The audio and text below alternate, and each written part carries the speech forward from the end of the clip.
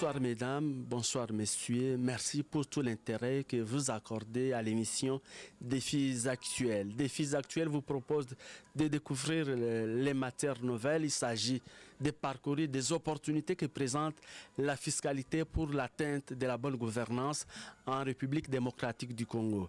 Mais nous profiterons de cette opportunité pour pénétrer une autre question, celle de la double nationalité. Vous vous souviendrez qu'à l'époque, l'Assemblée nationale avait placé la question de la double nationalité en République démocratique du Congo dans le cadre de ce qu'on appelait le moratoire. Mais pour aborder cette question, nous avons fait appel à un expert. Dieudonné Denis Kabiona Kaseke, c'est un inspecteur des impôts à Paris, c'est un Congolais d'origine, ça il faut le souligner. Il va tenter d'apporter son expertise à la compréhension de la fiscalité en République démocratique du Congo pour le besoin de la bonne gouvernance, mais il va tenter aussi d'expliquer l'intérêt pour la République démocratique du Congo de s'inscrire dans la double nationalité. Mesdames et messieurs, bonsoir. Monsieur Denis Kabiona Kaseke, vous êtes inspecteur des impôts à Paris et vous vous intéressez à la question de la fiscalité et vous avez publié à Kinshasa un certain nombre d'articles vous interrogeant quelle fiscalité pour la bonne gouvernance en République démocratique du Congo. C'est la même question. Qu'est-ce que la fiscalité peut apporter à la bonne gouvernance en République démocratique du Congo? Bon, ben effectivement, le sujet, c'est quelle fiscalité pour la bonne gouvernance au Congo, comme vous venez de l'indiquer. Je voulais dire qu'à l'heure de la mondialisation où la planète Terre devient un grand village, disposer d'un état de droit par le biais d'une bonne gouvernance, notamment gestion responsable et équitable de la collectivité publique, devient un moyen incontournable de développement. Il y a lieu de souligner aussi un État sans fiscalité modernisée, impôts et recettes publiques, source de richesse est vouée à la ruine. Les impôts d'État ou des collectivités locales restent le moteur de développement, de régulation économique et de redistribution des richesses. Ainsi, je tenais aussi à souligner que dans les pays occidentaux, le rôle des impôts d'État, notamment l'impôt sur les revenus des personnes physiques, impôt sur les sociétés, taxes sur la valeur ajoutée, impôt de solidarité sur la fortune, pour ne citer que ces impôts, est-il d'assurer notamment les services publics au niveau de l'État, éducation, salaire des fonctionnaires, sécurité, défense, etc. Et ces impôts d'État aussi servent à réguler l'économie et servent aussi à veiller à la réduction des richesses nationales. Et dans la foulée, il y a aussi les impôts des collectivités locales. Ces impôts des collectivités locales, notamment taxes foncières et sur les biens immobiliers, taxes d'habitation que paient tous ceux qui occupent un logement, aussi la taxe professionnelle pour les opérateurs économiques, ces impôts sont affectés à tous ce qui concerne les infrastructures locales. Bon, je vais donner des petits détails pour éclaircir la fiscalité, notamment pour nos compatriotes. Avant d'y arriver, justement, n'avez-vous pas peur de ce qu'on appelle trop de fiscalité risque de tuer la fiscalité? Ce n'est pas le cas ici parce qu'avec les quelques impôts que nous avons ici au Congo, on peut réussir à développer le pays. Je peux donner un exemple. La France, c'est un pays pauvre, paradoxalement, un pays pauvre, mais qui est riche grâce à sa fiscalité.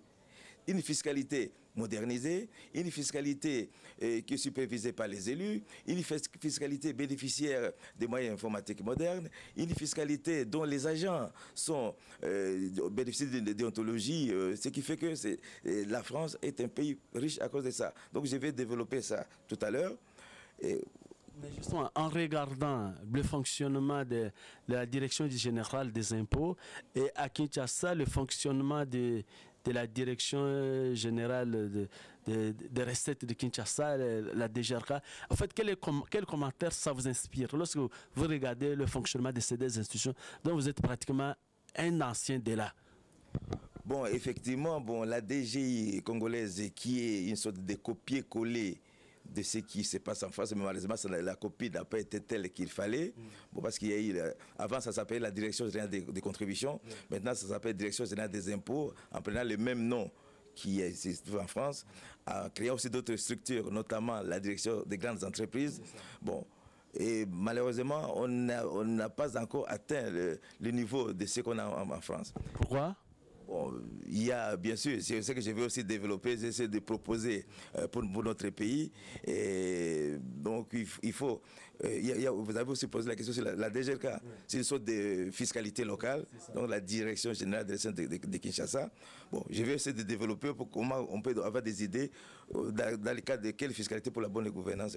Dans le cadre de quelle fiscalité pour la bonne gouvernance au Congo, il y a lieu de présenter des modèles qui ont réussi à l'étranger. Bon, on peut prendre l'exemple de la France. En France, il y a ce qu'on appelle les impôts d'État. Les impôts d'État, je les ai cités tout à l'heure. Il y a l'impôt sur le revenu des personnes physiques, l'impôt sur les sociétés, l'impôt sur la taxe sur la valeur ajoutée, l'impôt de solidarité sur la fortune. À quoi servent ces impôts? Ces impôts sont affectés, effectivement, à payer les fonctionnaires, les services publics, réguler l'économie, etc. Par contre, il y a ce qu'on appelle les impôts des collectivités locales. Et il s'agit, comme je l'ai dit au début, la taxe foncière sur les biens bâtis ou non bâtis, la taxe d'habitation qui paie tout occupant des logements, aussi bien la taxe professionnelle qui paie tout opérateur économique. Et à cela, on a rajouté aussi les droits d'enregistrement au niveau des impôts locaux. À quoi servent ces impôts locaux? C'est là où on aimerait vraiment éclaircir quelque chose pour, disons, pour nos compatriotes.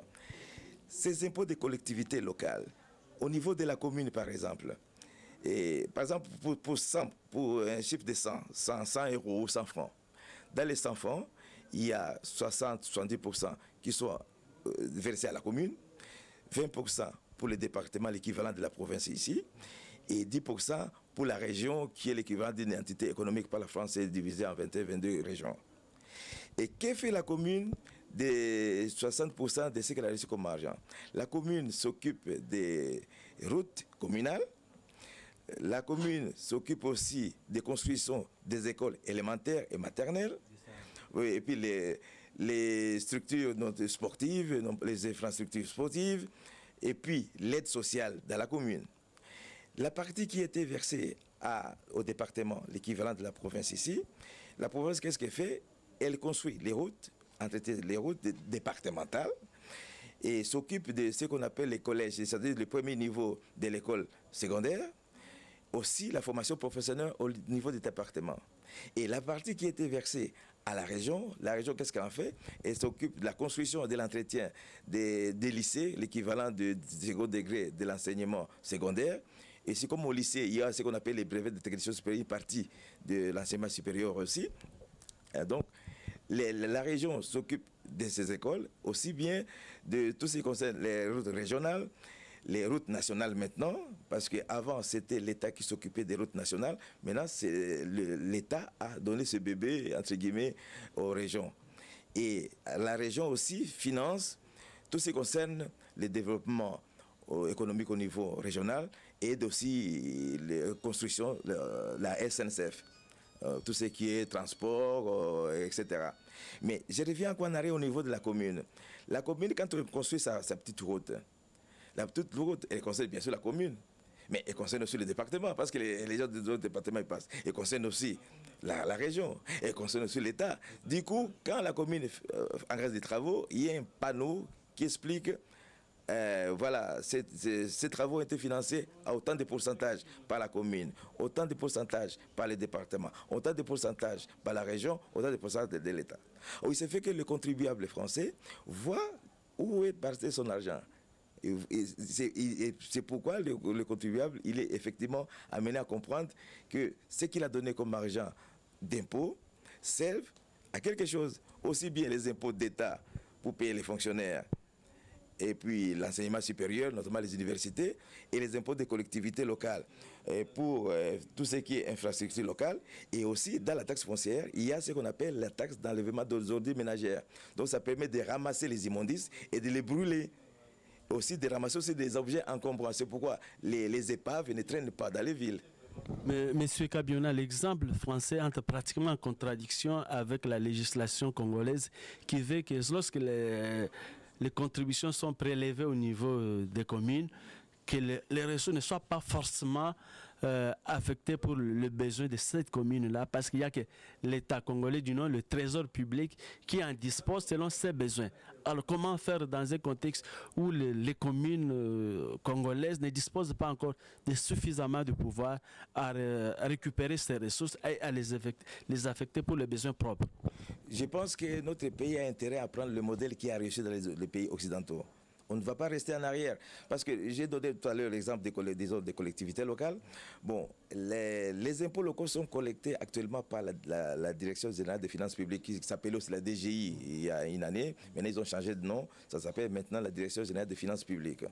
Et au passage, la Direction générale des finances publiques perçoit 8% des frais de gestion de ces collectivités, de ces impôts. Et en contrepartie, ces impôts sont versés à un compte spécial au trésor public. Et les communes vont se servir au bureau du trésor public. Donc effectivement, l'argent est affecté à la commune bien spécialisée. C'est pourquoi beaucoup de communes se bousculent pour que les opérateurs économiques viennent s'installer chez eux. Comme ça, ils auront beaucoup plus d'argent. Mais justement, qu'adviendrait pour les communes les plus pauvres en infrastructure et en capacité de mobilisation des investissements? Qu'adviendrait à ces communes dès que vous avez de faibles ressources? Qu'est-ce que l'État fait pour vous? Bon, disons, l'État, au niveau, par exemple, de la France, il y a ce qu'on appelle le taux de péréquation. C'est-à-dire que les communes riches, il y a un pourcentage qu'on collecte pour affecter à ces, disons, l'État redistribue aux communes pauvres. Sinon, effectivement, il y aurait un grand déséquilibre à ce niveau-là. Lorsqu'on observe la République démocratique du Congo, alors la DGI et les autres institutions ne se contentent que de ce qui est fait au niveau des villes et des centres, des centres extra-coutumiers. Donc les villages ne sont pas concernés par cette mobilisation financière. Les villages et les cités. Oui, il est vrai que c'est à ce niveau-là qu'on aimerait qu'on puisse étendre ça au niveau même de l'intérieur. Je donne un exemple. Quand moi j'étais gamin, j'avais 10 ans, 11 ans, mon père me montrait ce qu'on appelait le livret fiscal. En celui-là, on l'appelait Kitabu Tchakodi, ou livret, ou book, on l'appelait comme ça. Et ces livrets, c'était une sorte de recensement de tout ce que les gens payaient comme impôts. C'est ce qu'en Europe, on appelle l'avis d'imposition, une sorte de culture fiscale. Et chaque fois, il y avait des barrages pour vérifier les gens qui n'avaient pas payé. Donc, à l'époque, il y avait ce qu'on appelait même l'impôt minimal, l'impôt par capitation. Donc, tout Congolais à l'époque devait payer un impôt minimal du moment où on parle de foyer fiscal. Quelqu'un qui était célibataire, une femme qui était à 21 ans majeure, devait payer l'impôt minimal, l'impôt par capitation. La personne pouvait dire, écoutez, moi je n'ai pas d'argent, parce que pour payer l'impôt, il faut de l'argent. Or, on lui dit, écoutez, pour avoir l'argent, il faut travailler. Il dit, je n'ai pas le travail. On lui donne une parcelle de terre à cultiver, et ça permettait à ces gens-là de payer l'impôt. Donc, l'impôt, c'était une façon aussi de pousser les gens à travailler, sur le plan psychologique. Et on a vu aussi un autre exemple quand on était gamin. Et le vélo de mon père avait une plaque métallique derrière. Une plaque métallique, ils sont des vignettes. Je pense que certains qui ont une cinquantaine d'années aujourd'hui peuvent se rappeler de cette vignette. Donc tout ça, ça permettait à tout le monde de participer au développement de la colonie à l'époque. Voilà. Okay. Maintenant, on arrive à notre question principale. Quelle fiscalité pour la bonne gouvernance en République démocratique du Congo? Très concrètement.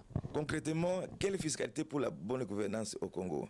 Alors, il nous faut d'abord une fiscalité qui est transparente, innovante et de croissance supervisée par les élus garants de la législation fiscale et de justice.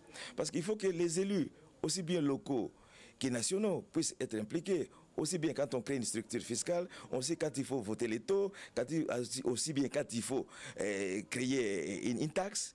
Bon, on ne peut pas créer une taxe ou une structure fiscale sans passer par les législateurs aussi bien locaux que nationaux. Et donc, dans le cadre de cette fiscalité transparente, il faut que ces élus soient aidés par une cour une sorte de cour de comptes républicaine dont la mission sera d'examiner les comptes de la totalité des recettes et des dépenses publiques sous l'angle de leur légalité, de leur régularité. Donc là, j'ai parlé d'abord de la fiscalité transparente, innovante et de croissance, supervisée par les élus. Après, il nous faut aussi une fiscalité performante, par une administration dotée de moyens matériels informatiques modernes pour accomplir les missions républicaines. Oh, il s'est fait que la DGI ou la DGRK doit avoir un site internet, un site intranet. Donc on doit utiliser les applications informatiques de contrôle et de taxation et de regroupement. C'est à cause de ça qu'en Europe actuellement, l'administration fiscale parvient à avoir effectivement des performances grâce à une fiscalité informatisée. Parce que si on peut effectivement d'informatiser aussi bien l'assiette de l'impôt, aussi bien le recouvrement, la taxation, etc., notre administration ici, fiscale, sera très performante. Et puis, il faudra aussi, dans le cadre de cette modernisation, de l'informatisation de la fiscalité performante ici chez nous, il faudrait qu'il y ait des recoupements avec les autres administrations, notamment les titres fonciers, notamment la sécurité sociale. Par exemple, pour appréhender la matière, notamment les biens immobiliers d'un contribuable. Parce que si, par exemple, la DGI ne peut pas avoir les recoupements de tout ce qui se passe sur titre foncier, comment il va savoir que telle personne a par exemple une cinquantaine de maisons pour savoir si la personne a payé les impôts fonciers? Donc il faut qu'il y ait une interconnexion entre ces administrations pour que, effectivement, l'administration fiscale puisse assurer sa mission. Si on vous comprend bien, dans une ville comme Kinshasa, il va falloir que tout propriétaire d'une maison quelconque, tout propriétaire qui sert sa maison pour le besoin doit soit à mesure de payer effectivement le fisc auprès de l'État congolais. Oui, exactement. Et puis il faut que ça soit informatisé.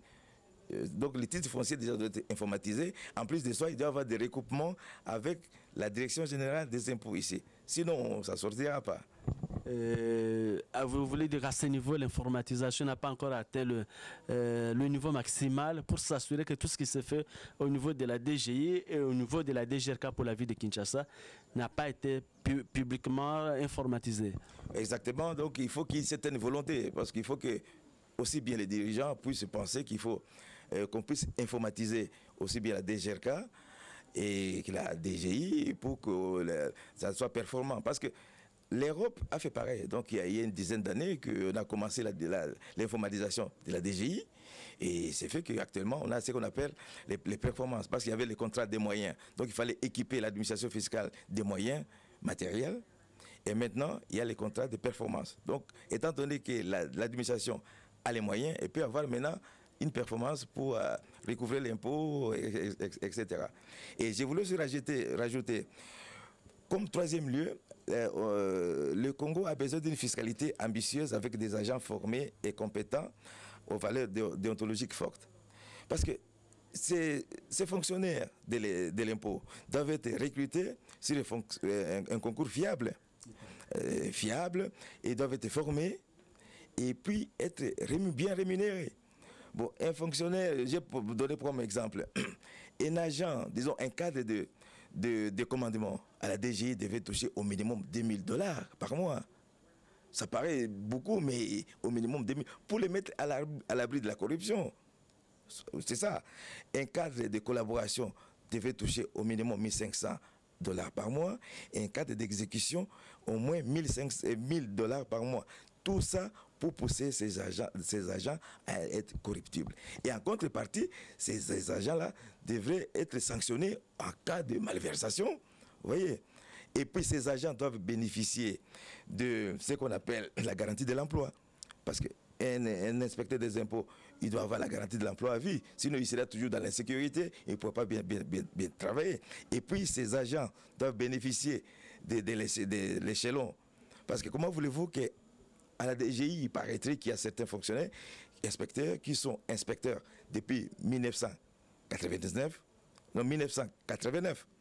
à l'an 2000 et à 1900. Ils sont inspecteurs restant à l'échelon 0. Donc si aujourd'hui on embauche un nouvel inspecteur, il sera au même niveau que l'ancien inspecteur qui a 19 ans de carrière. Ce n'est pas normal. Mais quel est le cas justement de la France, votre deuxième pays? Quel est l'exemple? Quel est le statut dont vous bénéficiez? Quels sont les avantages dont vous bénéficiez en tant que tel? Donc en France, effectivement, il y a la garantie de l'emploi à vie. sauf si on passe avec la caisse, bien sûr. Donc il y a la garantie en vie, il y a l'échelon, il y a la retraite, etc. Donc, et puis il y a les moyens, les inspecteurs, ils ont bénéficié des moyens pour assurer leur mission. Ouais. Et en contrepartie, effectivement, étant donné que l'agent des impôts doit être un citoyen modèle, doit respecter ses obligations aussi bien déclaratives que contributives. Donc, il y a un bulletin officiel qui sort tous les ans, au mois de février, à titre pédagogique. Pour tous ceux qui, mais sans citer les noms, donc pour tous ceux qui sont partis avec la caisse, éventuellement parce qu'il y a toujours, il y a dû avoir des fonctionnaires ripoux, comme on dit. Oui. Donc, mais à titre pédagogique, je pense qu'ici, chez nous aussi, si on faisait pareil, à titre pédagogique, les sanctions soient répertoriées quelque part, pour que ça serve de leçon aux autres agents, je pense qu'on pourra changer des choses ici chez nous. Voilà. Okay. La deuxième facette de l'émission Défis actuels, c'est que Denis Kabiona, vous êtes né congolais d'origine, vous vous êtes retrouvé en France et vous avez la nationalité française. Avec bien d'autres Congolais, vous êtes en train de réfléchir sur un plaidoyer pour la double nationalité, l'acquisition de la double nationalité en République démocratique du Congo pour les Congolais d'origine. De quoi s'agit-il? De quoi s'agit-il? Donc, bon, c'est dommage, on n'a pas fini pour la fiscalité. Bon, mais j'aborde directement comme on n'a pas beaucoup de temps. Et effectivement, on a parlé de plaidoyer pour la double nationalité des Congolais d'origine. Alors, pourquoi double nationalité des Congolais d'origine? Parce qu'on veut faire comprendre à nos compatriotes que le monde est en train de changer. Et le monde est devenu un grand village. On ne peut pas le nier. Et avec le brassage des populations, et on a intérêt à ce qu'on puisse regarder ce qui se passe au niveau de la double nationalité. Or, à chaque fois qu'on parle de la double nationalité au Congo, et même nous qui introduisons ces dossiers avec la double nationalité des Congolais d'origine, on nous renvoie toujours aux gens qui ont la nationalité frontalière. Et on veut vous faire comprendre que au niveau, donc ils disent aussi, à chaque fois que on adopte le problème de double nationalité, on se pose la question, quand il y a la guerre entre le pays d'adoption et le pays de naissance, de quel côté se placerait la personne qui a la double nationalité? On a toujours dit ceci. Quelqu'un qui a double nationalité doit rester neutre. L'exemple le plus flagrant, c'est celui des parents. Quand les parents se disputent, un enfant ne doit pas prendre parti. Il doit être conciliateur, médiateur, facilitateur de ces deux parents qu'il connaît. Donc il a intérêt à rester au milieu pour n'offenser personne. La même chose aussi pour un Congolais qui aurait la nationalité belge, par exemple, et congolaise. Effectivement, l'intérêt est que ces Congolais, quand il y a des problèmes entre la Belgique et le Congo, puissent rester neutres ou plutôt servir de conciliateurs, de médiateurs. Ouais. Mais lorsque vous faites ces analyses-là, vous ne tenez pas compte de l'histoire particulière de la République démocratique du Congo. Lorsque vous voulez pousser, justement, c'est qu'on découvre qu'on aille vers ce que vous êtes en train d'appeler vers les exigences de la mondialisation. Vous ne tenez pas compte de l'histoire particulière de notre pays. Oui, on tient compte de l'histoire particulière du pays. C'est pourquoi j'aimerais même faire un petit rappel historique de la nationalité unique et exclusive qui est au Congo. Je le cite. A. Constitution du 1er août 1964 élaborée par la Commission constitutionnelle de Luabourg du 10 janvier au 11 avril 1964. Article 6. Il existe une seule nationalité congolaise. Article 7. Tout Congolais qui acquiert volontairement la nationalité de notre État perd la nationalité congolaise. Loi numéro 4/024 du 12 novembre 2004 relative à la nationalité congolaise qui dit aussi, dans son article 1er, la nationalité congolaise est unique et exclusive. Article 26. Tout Congolais qui acquiert volontairement la nationalité de notre État perd la nationalité congolaise. Je reviens aussi à la Constitution de l'année 2006. Article 10. La nationalité congolaise est unique et exclusive et ne peut être détenue concurremment avec une autre nationalité. Or, on aimerait signaler nos compatriotes que la double nationalité, c'est une richesse. On peut commencer par donner des exemples. L'exemple le plus frappant, c'est celui de Benjamin Netanyahou, qui est Premier ministre d'Israël. Il est lituanien de naissance par son père, il est américain et puis il est israélien. Un autre exemple, c'est David Levy, qui était Premier ministre, qui était ministre des Affaires étrangères d'Israël, et marocain et en même temps israélien. Du coup, avec la richesse de la double nationalité, ou triple même, Israël est riche et le lobby juif dans le monde entier devient une richesse pour Israël, et Israël peut faire fi même des résolutions des Nations Unies étant donné qu'il y a cette force de sa diaspora. Donc c'est une grande richesse à laquelle on ne peut pas se passer.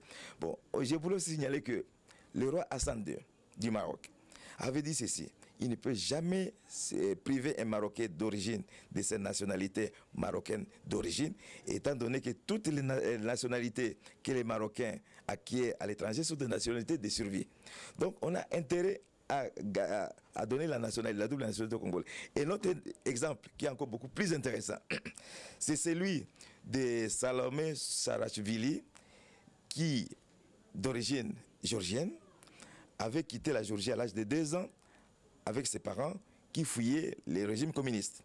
Cette dame est arrivée en France, elle a fait les études, tout en gardant les liens avec son pays, elle apprenait le géorgien, etc. Cette dame a grimpé les échelons du Quai d'Orsay. Elle est devenue ambassadrice de France en Géorgie. Mikhail Saakashvili, qui est président de la Géorgie, est venu voir Jacques Chirac. Il a dit: écoutez, vous avez votre ambassadrice chez nous en Géorgie. Nous, on reconnaît la double nationalité. Alors, je vous demande l'autorisation de prendre votre ambassadrice de France, qui soit notre ministre des Affaires étrangères. Jacques Chirac a accepté. Alors, vous voyez, c'est une très grande richesse. D'un côté, la France a gagné, la Géorgie aussi a gagné. Quand on devait signer les contrats, les Français, tiens, on a un de nôtres là-bas, qui est la dame qui est ministre des Affaires étrangères. La Géorgie aussi, on a un de nôtres aussi en France. Vous voyez, il y a la confiance. Oui, donc ce sont vraiment des exemples frappants. Ouais. Est-ce que les Congolais qui ont acquis la double nationalité, comme vous, donc, je veux dire, qui ont acquis la nationalité française et d'autres nationalités, vous êtes prêts à servir le Congo sous ces formats-là? Oui, nous sommes prêts. Je donne un exemple. Un Français d'origine congolaise est bien placé pour défendre les intérêts du Congo à Paris. Un Américain d'origine congolaise peut bien défendre le dossier du Congo à New York parce qu'il connaît bien les Américains et il connaît aussi bien les Congolais. Et dans cette